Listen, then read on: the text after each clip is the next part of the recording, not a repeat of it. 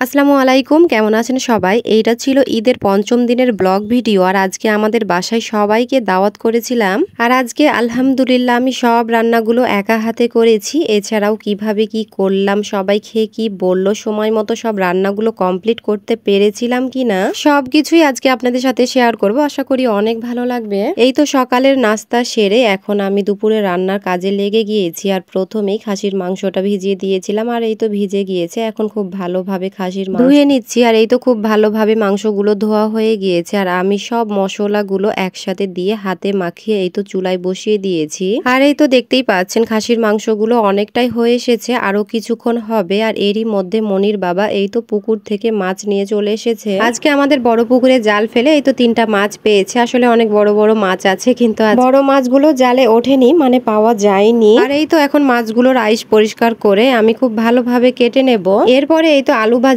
বসিয়ে দিয়েছি। আর কিছুক্ষণ নাড়াচাড়া করার পর আমি চুলাটি বন্ধ করে দেব। এরপর এই তো গরুর মাংসগুলো রান্না বসিয়ে দেব। এই জন্য খুব ভালোভাবে ধুয়ে আমি কড়াইয়ে নিয়ে নিয়েছি। আর এই তো এখন পেঁয়াজ, আদা, রসুন বাটা, লবণ, হলুদ, মরিচের গুঁড়া, জিরার গুঁড়া, গরম মশলা গুঁড়া, তেজপাতা, গোটা গরম মশলা ও তেল দিয়ে সবকিছুকে খুব ভালোভাবে হাত দিয়ে মাখিয়ে নিচ্ছি। যেহেতু অনেকগুলো মাংস একসাথে মাখাচ্ছি, এই জন্য একটু সময় লাগছে, এছাড়াও একটু সমস্যাই হচ্ছে। তো যাই হোক, খুব ভালোভাবে সময় নিয়ে আমি গরুর মাংসগুলো মাখিয়ে নিলাম। আর এই তো এখন চুলাটি অন করে দিলাম। গরুর মাংস তো হতে সময় লাগবে, এই জন্য আমি এরই ফাঁকে মাছগুলোকে খুব ভালোভাবে ধুয়ে এই তো লবণ, হলুদ, মরিচের গুঁড়া দিয়ে খুব ভালোভাবে হাত দিয়ে মাখিয়ে নিচ্ছি। আজকে যেহেতু মাছ ভাজা করব, এই জন্য সবকিছু রেডি করে নিয়েছি, শুধুমাত্র ভেজে নিলেই হয়ে যাবে এখন। আর এই তো এখন আরেকটা চুলায় তাওয়া বসিয়ে তেল গরম করে একটা একটা করে সব মাছগুলো আমি ভেজে নেব। মাছগুলো আমার একবারে ধরেনি, এই জন্য আমি দুইবারে সব মাছগুলো ভেজে নিয়েছি। আর এই তো এখন গরুর মাংসগুলো আমি মাঝে মধ্যেই খুব ভালোভাবে নাড়াচাড়া করে দিচ্ছি। আসলে দুই দিকেই কাজ চলছে,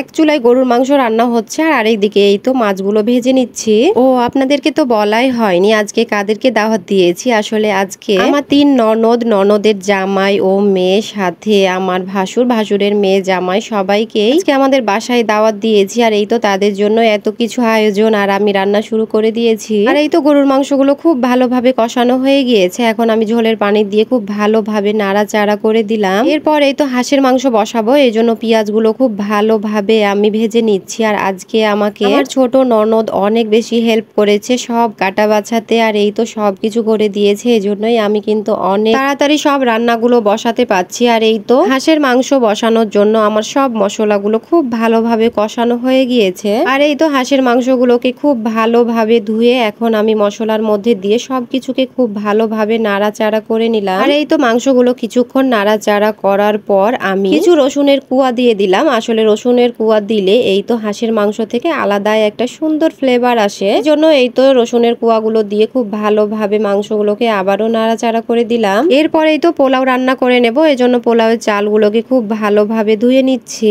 আর এই তো খুব ভালোভাবে পোলাওয়ের চালগুলো ধুয়ে আমি এখন চালগুলোকে ভেজে নিচ্ছি। পোলাওয়ের চালগুলো যত ভালোভাবে ভাজা হবে, পোলাও ভাতটাও অনেক ঝরঝরে হয়। এরপর এই তো বেগুনগুলোকে কেটে খুব ভালোভাবে ধুয়ে লবণ, হলুদ, মরিচের গুঁড়া দিয়ে আমি হাত দিয়ে মাখিয়ে নিচ্ছি। এখন তাওয়ায় তেল গরম করে এই তো বেগুনগুলো আমি ভেজে নিচ্ছি। আর একবারে বেগুনগুলো ধরেনি, আমি দুইবারে বেগুনগুলোকে ভেজে নিয়েছি। আর এই তো আলহামদুলিল্লাহ 1টা থেকে 1:30টার মধ্যেই আমার সব রান্নাগুলো কমপ্লিট হয়ে গিয়েছে। শুধু রান্না বললে ভুল হবে, একেবারেই টেবিলেই রেডি করে দিয়েছি। আর এই তো এখন আমি সব কিছু টেবিলে রেডি করে নেব, এই জন্য বাটিতে উঠিয়ে নিচ্ছি। এখন গরুর মাংসগুলো উঠিয়ে নিচ্ছি। এরপরে এই তো খাসির মাংসগুলো বাটিতে উঠিয়ে নিচ্ছি। তারপরে পোলাও ভাতগুলো একটা বাটিতে উঠিয়ে নিলাম। আর এই তো আলহামদুলিল্লাহ সময় মতো সব রান্না কমপ্লিট করতে পেরেছি। আর এই তো টেবিলেও সবকিছু রেডি করে দিয়েছি।